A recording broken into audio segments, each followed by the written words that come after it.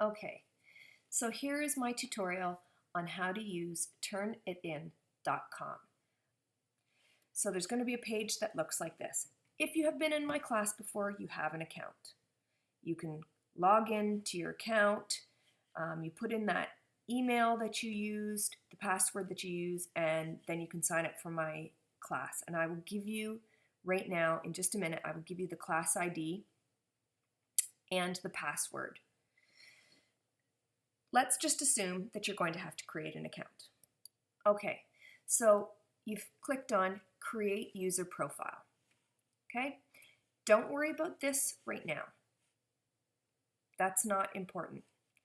Go down to Student. So here's where you're going to have to put in the class ID and the class enrollment password. And here's those specific numbers and that password. So the class ID you need is 9880920, and the password is white.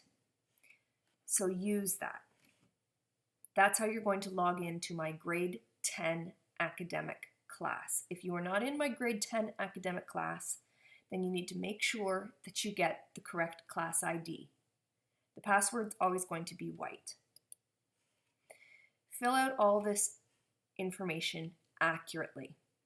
Please make sure that you do not use any fake names, first or last, because then if I don't know whose essay I'm marking, I can't give you any marks for it. So you need to make sure that it's all correct information. If you don't have an email address, get an email address. Hotmail,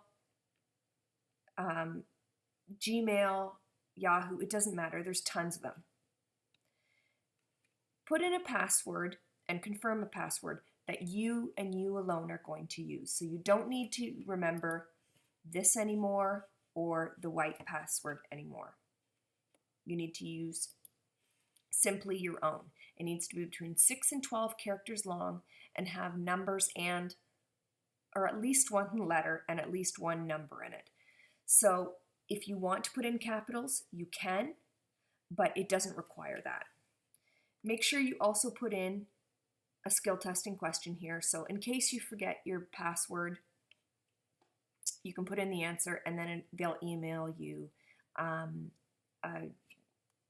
regenerate new password setting. So click on I agree when you're all done. Okay, so I finally get logged in to my user account. So my name is Not a Student Jones, okay? And I'm now logged into my class or classes. So you will not still be logged into my grade 9 academic class from last year because I've erased everybody. And I erase everybody at the end of every year. So you still have your account active, but you're not registered in my class anymore. So it has that information. So you click on the grade 10 academic English. You will see the Romeo and Juliet essay listed. Let's say you're ready to submit your essay. So click on submit. Make sure that information is correct. I'm just going to say Romeo and Juliet essay. Click on enter, and I'm going to submit this from my computer. It can be in your Dropbox, it can be from Google Drive. Just find it. And there it is, and I'm going to choose. Now, there are only certain types of files that it will use. I'm going to click on upload because that's the file that I want to submit. And it's going to show me a preview.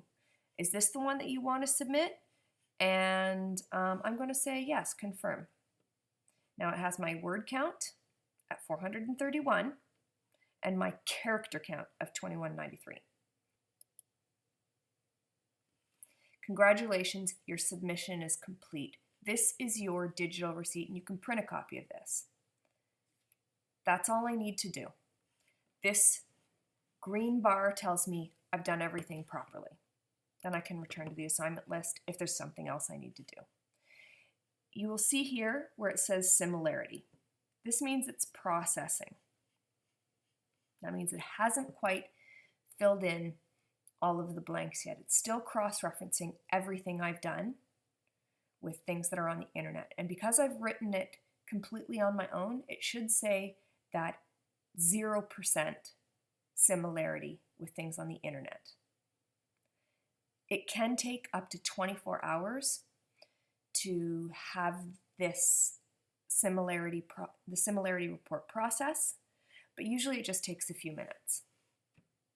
Okay, so it's been a few minutes, but it came back with actually a 4% similarity report. Now, I've pulled all of that information out of my own head. How is it possible that 4% of it is similar to what's on the internet? Well, I'm going to actually click on that and see what it means.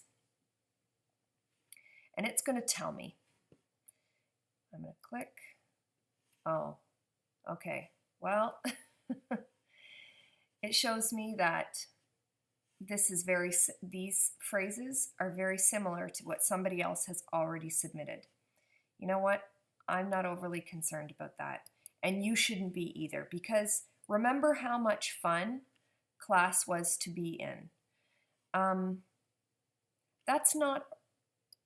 That is not an original sentence. That's not something that somebody can really say, oh, I invented that sentence and it's mine and mine alone. I'm sure that millions of people around the world have said that. And whoever this is, somebody who submitted a paper to Grand Canyon University, and I can click on that and find it if I was really keen on doing that, but I'm not. Somebody has already submitted this sentence, and it's on the internet, and that's like the first thing. That's the first person to have done that. I can see that as a teacher. I can see that this is not an original sentence. Now, if it doesn't sound like you, and it's not a sentence that would be something that I think that you would typically write or you would just come up with on your own, I'm going to call you on it. However, 4%, I'm not really concerned about. I say when we start hitting double digits, then yes, we need to be concerned about it. I'm going to exclude everything that is in quotation marks. Okay, so let's just say I picked something really big to copy,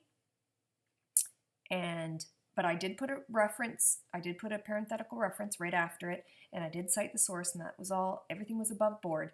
I can see that as a teacher, and I am going to exclude that from the matches. So you won't, if I decided that, you know, this was a direct quote, then that will eliminate this.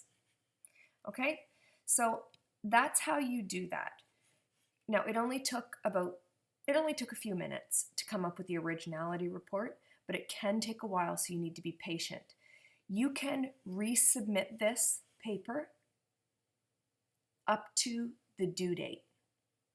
I don't know if you can submit it up to midnight on the keep resubmitting it up to midnight on the due date, or whether you can just submit it the once. I'm not clear on that. So it would not behoove you to be a procrastinator in this event. If you want to submit your essay and see your own originality report and then rework it so that you don't have anything over, let's say, 10 or 15%, and I would say that's even really high, it would be good to do it well before the due date, and you guys know what the due date is. Now, if I really wanted to see that again, I could go back to here and see it, okay? As a teacher, I see the same stuff, and I see who's in my class, and I see who's submitted and who hasn't, and what time the person submitted. Your essay is due up to 11:59 and 59 seconds on that date. So as the second it turns midnight, it's officially past due. And you guys know what the late penalties are.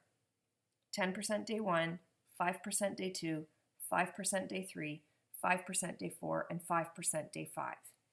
And then after that, I won't be accepting that assignment.